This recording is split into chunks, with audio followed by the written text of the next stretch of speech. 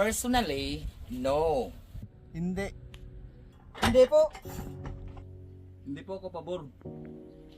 Mas okay kung limited lang talaga yung ginagawa nating mining. Although, nakapagbibigay siya ng hanap buhay sa ibang tao.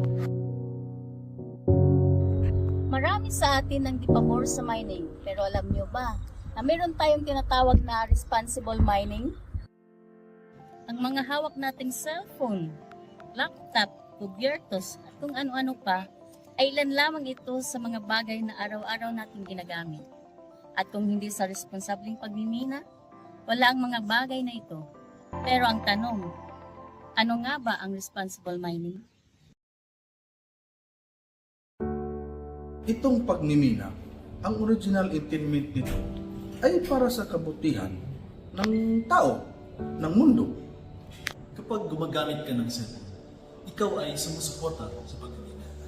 Dahil ang battery ng cellphone, nickel, cobalt, copper, galing yan lahat sa pagmimina. Kung wala ang pagmimina, wala tayong magagamit na raw materials na magagamit natin sa araw-araw.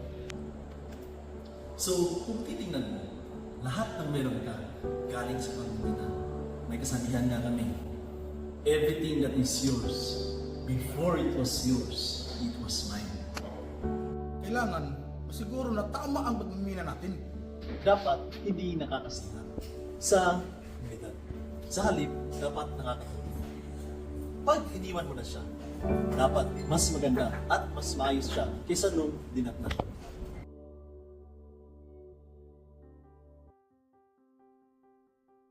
Paano ka napasok sa ganitong klaseng trabaho? Lumaki ako sa isang mining community doon sa norte.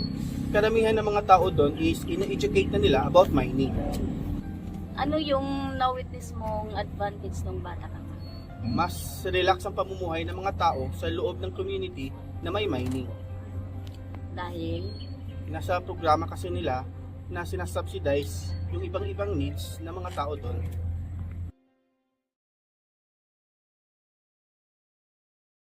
Sa ngayon, naghahawak po tayo ng lupa from stockyard to LCT po.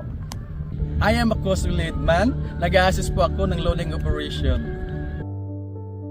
Nabago ng pagmimina ang buhay ko dahil sa may naipundar na ako sa sarili ko. Especially, nakabili na ako ng motor at sa kabaliit na bahay po.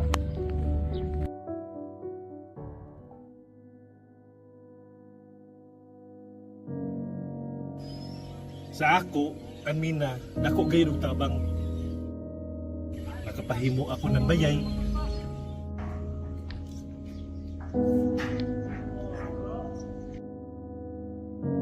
Nakapaskwila sa akong anak.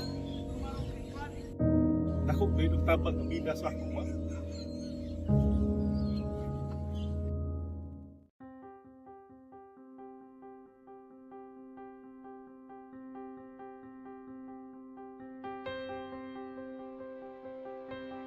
ngayon naman, kasama natin si DC.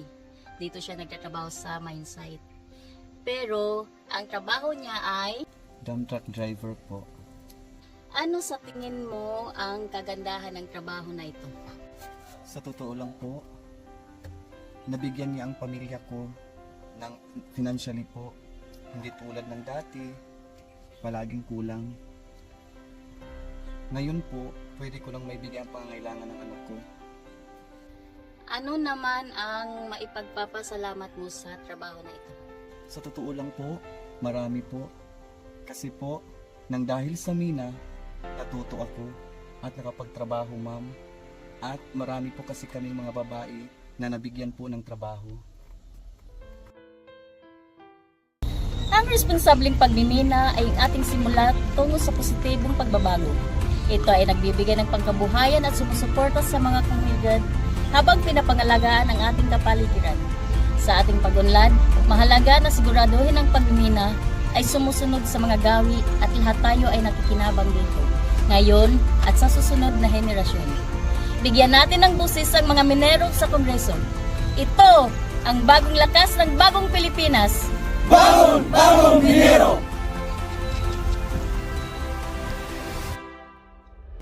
Bibing fertilizer, hindi gamot ay hindi pwedeng gamitin gamot sa anong uri ng sakit.